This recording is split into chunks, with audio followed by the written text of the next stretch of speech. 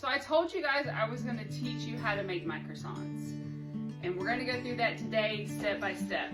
It's not as hard as you think it is. First thing you're gonna do is first thing you need is 1 cup of milk.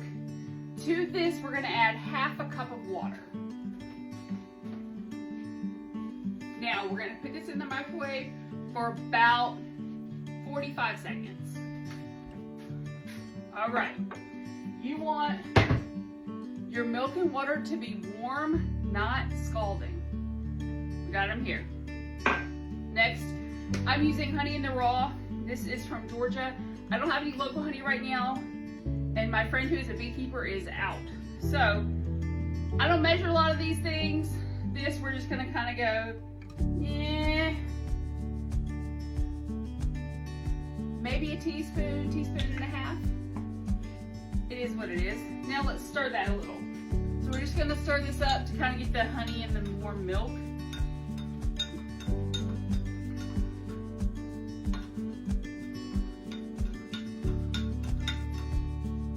All right. You're gonna use 2 teaspoons, 2 1/4 teaspoons of yeast. You can do this with a packet. I use so much yeast, I go through it out of a brick. So we're gonna put it on the top.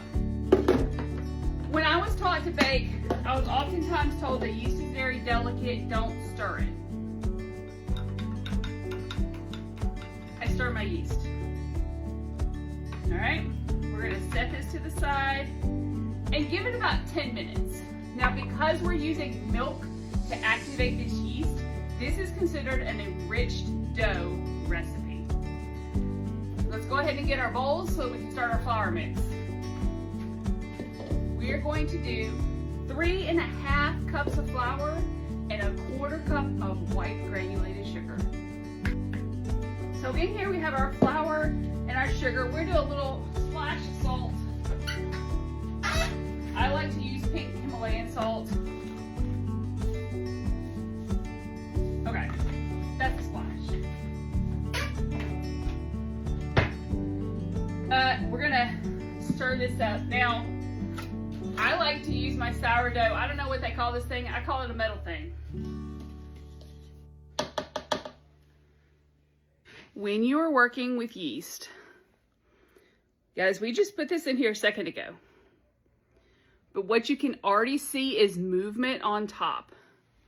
You can already see bubbles. This is going to be a great yeast. We don't have to wait on this to activate the full 10 minutes. We can go ahead and add it. It's gonna seem a little bit chunky, and that's okay. Use your metal thing. Get that good honey in there. Okay? Now we're gonna mix this until it's a shaggy dough. All right, once it gets to this kind of stiff point, I'm gonna scrape off my dough, wet my hands, and go in with those. So I put water in my hands, and I'm just gonna use this to do an old school knead around the bowl. I'm grabbing any flour that's on the bottom, and you can start to feel this dough come together. It's gonna have sticky spots. It's gonna have spots that aren't perfect, and that's okay. It still has to rise. You don't wanna work it too much. You just wanna make sure there's not any more flour down at the bottom. Okay, that's where we've got. You're gonna wet what they used to call a tea towel, put it over it, and set this in a warm spot. Now, I'm gonna be real honest. This is my favorite part of doing croissants. You're gonna need a rolling pin. This was my grandma's rolling pin. It's worked a lot of dough and it's beat a lot of butts. I'm just saying. So, we're gonna take some parchment paper.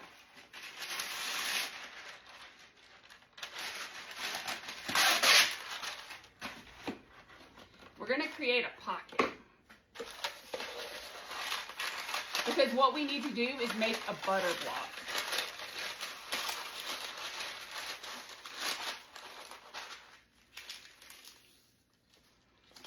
All right. And my butter has been sitting out on the counter for probably 2 hours. And there is a very important part about your butter.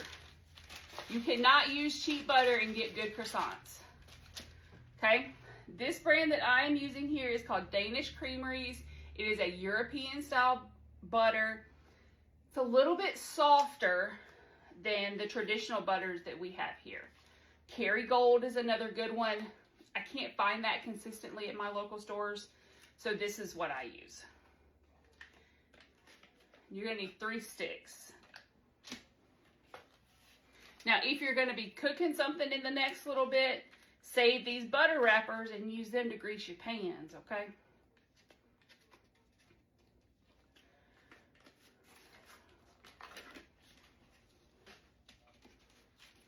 All right, and you want to put these right next to each other. Don't leave a gap in there.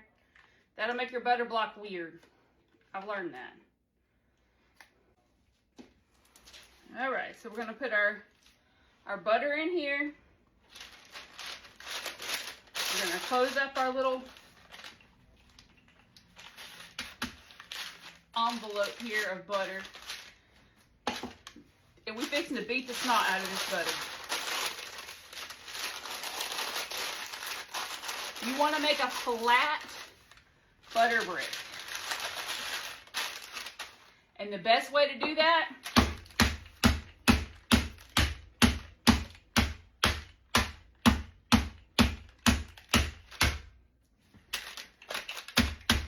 make sure you go both ways.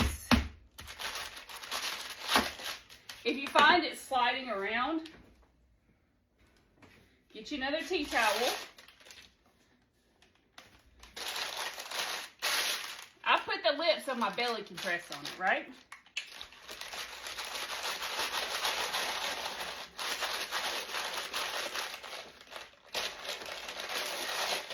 And you turn it.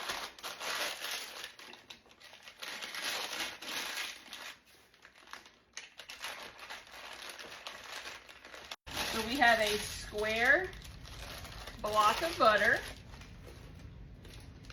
and we have our dough. We're going to put both of these in the refrigerator to chill for about an hour. Then when we come back, we're going to go through the rolling process. This is going to be a 3-part video. I think at least a 2-part video. This is going to be a 2-part video because the next part is very intricate. I want to make sure that you kind of see every part.